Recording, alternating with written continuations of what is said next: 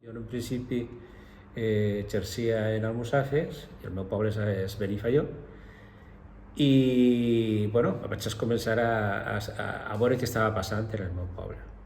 Casualment va vindre un veí del poble un dia a preguntar-me, perquè jo era i soc encara del Partit Comunista del País Valencià, si el seu avi havia segut del Partit Comunista, que no tenia documentació, no ho sabia. Pues a partir d'ahí farem una recerca, al final de la pel·lícula, pues, efectivament, van trobar en Salamanca un paper que demostrava que era del Partit Comunista. Bueno, pues tot això va implicar començar a buscar més coses, contactar amb més famílies i veure que així hi havia tot un substrat, per dir-lo d'alguna manera, de republicà, substrat republicà, que estava en més i absolut silenci. Al final del recorregut, bueno, com a educador, vaig arribar a la conclusió de que n'hi havia que incidir en les noves generacions la recuperació de la memòria històrica democràtica.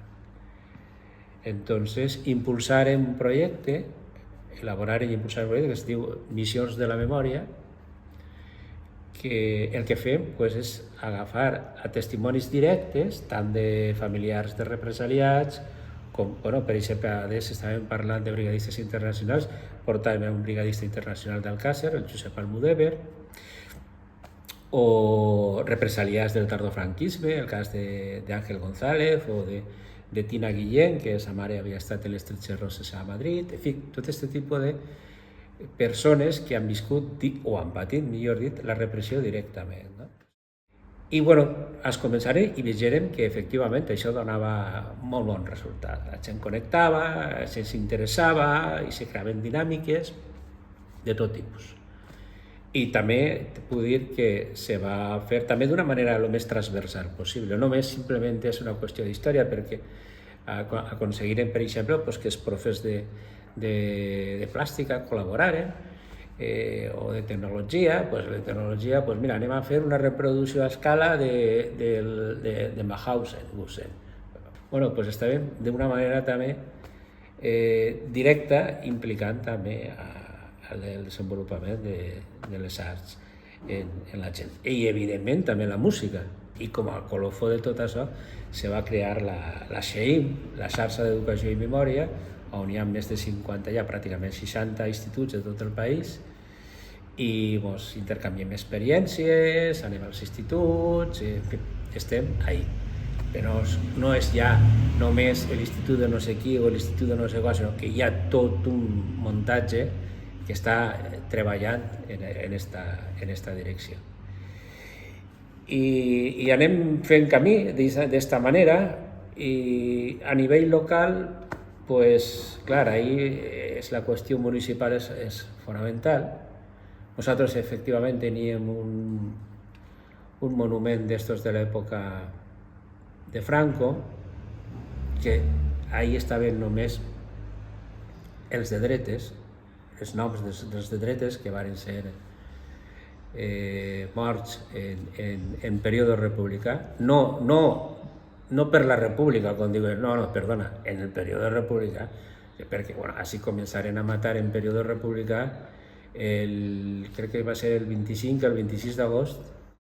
La qüestió és que aquest monòlit només als de dretes estava ahí, però que era un anacronisme, perquè ja en els anys 80 jo vaig procurar llevar-ho, però no n'hi hagué, estiguent en l'Ajuntament, no n'hi hagué consens. Jo volia que fos una cosa de consens de tots els partits, la dreta, l'esquerra, el centre, tots.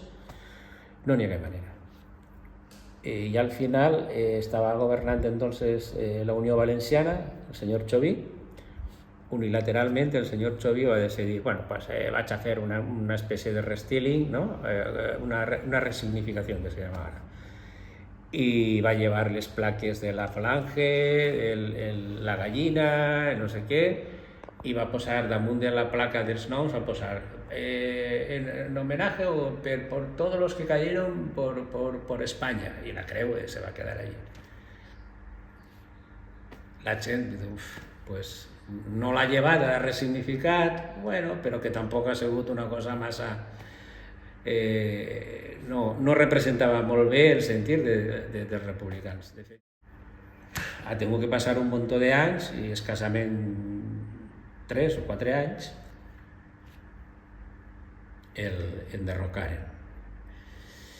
Però jo vaig ser el primer que vaig parlar amb els socialistes i vaig dir, mireu, les plaques en els noms i tot això, per favor, no les trenqueu. Tot això se té que conservar en un magatzem i el dia de demà, si se fa una exposició sobre el temps que tal i que qual, se poden presentar per a que la gent ho vegi i debidament contextualitzar, explicant d'on venen, per què, com i de més. Doncs és perfecte. I al costat posarem la relació de tots els altres que ningú encara s'ha preocupat d'això.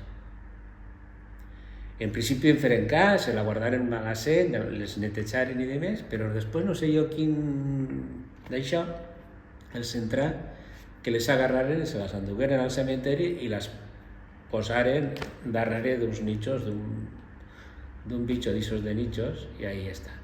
Què ha passat? La gent s'ha cabrejat i hi ha gent que ha anat i les ha vandalitzat.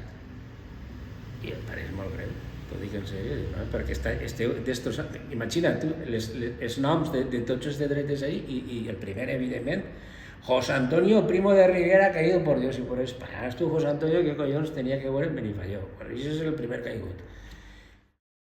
Entonces ara estem en aquesta fase. Estan ahí encara les plaques i diu el de l'Ajuntament, no vaig a dir noms, encara se justifica dient, no, com les han vandalitzat i no és ja, això no té importància. Per favor. En fi. I